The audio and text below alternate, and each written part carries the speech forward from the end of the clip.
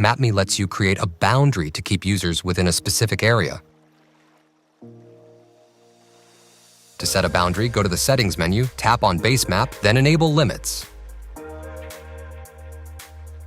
The Limit Map Boundaries tab will appear. Tap it to start editing. You will see a boundary area box on the map preview. Drag the corners to the border of the map to make the boundary area bigger.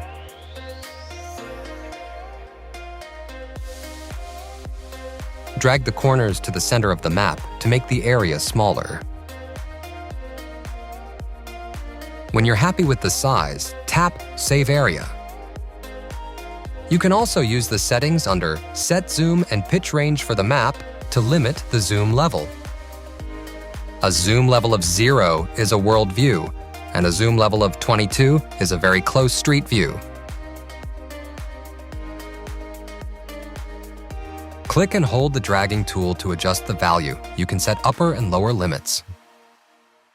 The zoom level will now be restricted to the range you've defined. You can set the pitch range limit in the same way. Test it out, and don't forget to chat with us if you have more questions.